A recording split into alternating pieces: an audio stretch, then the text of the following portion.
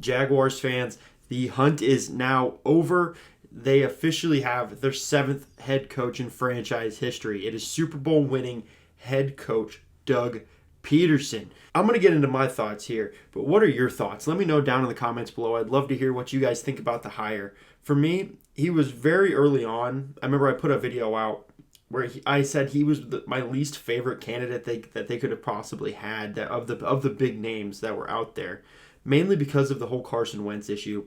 I did a lot of digging. I found a lot of reports that said it was mainly a Carson Wentz issue. He had a lot of problems with the Jalen Hurts draft pick, and just overall, it was more of a problem with him going at Doug and the ownership and general management more than it was Doug going at him. If you have this coworker, if you have a subordinate really that is just kind of griping at you because you've been hurt for 2 years straight and you weren't looking like your MVP self that you were in 2017, yeah, we're going to move on. We're going to explore new avenues.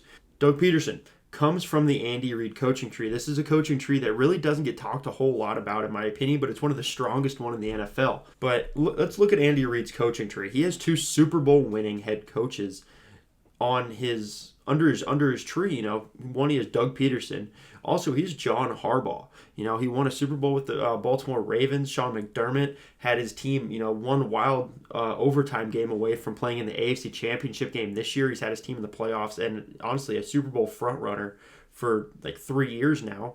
Ron Rivera has been an incredible head coach for both the Washington football team and the Carolina Panthers. And then Todd Bowles, he wasn't an incredible head coach, but he is a damn good coordinator.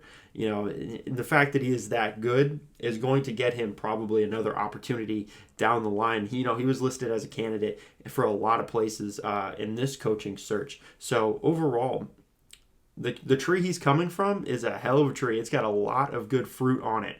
So, but for me, it's a big. Doug Pederson's career, has been a bit of a roller coaster. He started off under Andy Reid in Philadelphia, and they go to Kansas City together. In 2015, the team started 1-5. Doug Pederson takes over play calling duties, and they win 10 straight games. That is, when have the Jaguars had 10 wins? 2017.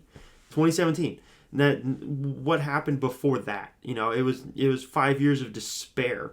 Before 2017, we've had 5 years of despair after 2017. So if you can bring me 10 wins, I don't even need them straight. If you can bring me 10 wins in an 11-win season, sign me up right now. And the Jaguars did. But once he kind of got to Philadelphia, he started off white hot. That Chip Kelly team, that team was doing well. They were making the playoffs. It was just they didn't like the direction the team was heading. They handed it to Doug Pederson.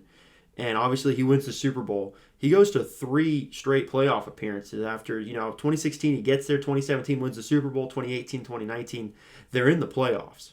So in his 3 of the 5 seasons there, he was he was a very good coach. Ultimately, things really kind of did go downhill closer as he got closer to his eventual departure. Many Eagles fans were very, very unhappy with him and mainly pointed at his play calling ability. So that'll be kind of interesting to see play out as we get into the season, towards the end of the year, because like I said, Kansas City, he was really good.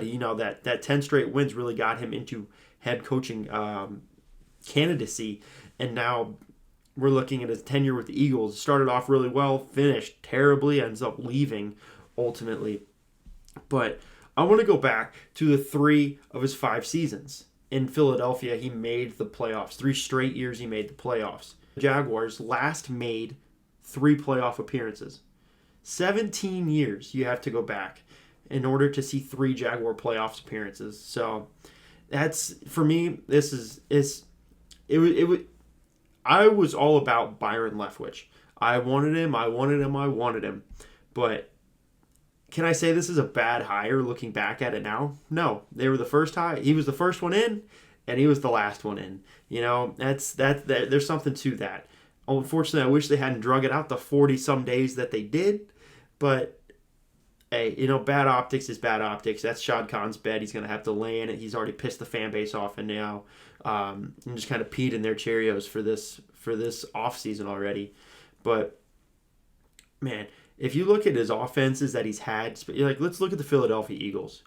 at worst, at the very worst, he had a middle of the road offense. At the very worst, when was the last time the Jaguars had a middle of the road offense? Once again, probably 2017. Both his points for and yardage, total yardage for the offense, they kind of bounced anywhere from, he had, I believe, Super Bowl year, he was like top 5 in both those categories. But as a whole, while he was with the Eagles, he kind of just bounced from that 12 to 18 range.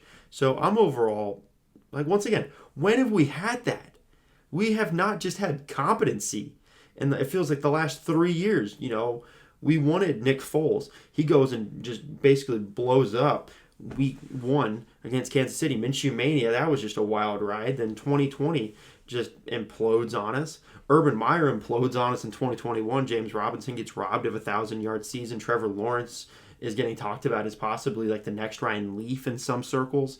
So I want competency, and I believe that's what Doug Pederson will bring us.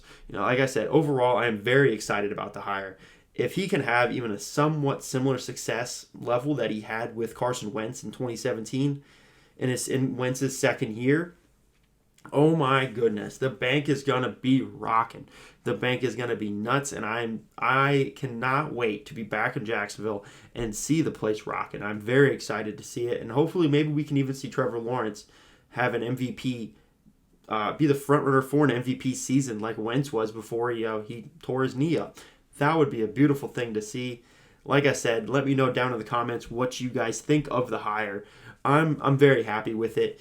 Overall, I've kind of come to terms with the whole Wentz Pederson issue. I'm on Team Pederson now, obviously.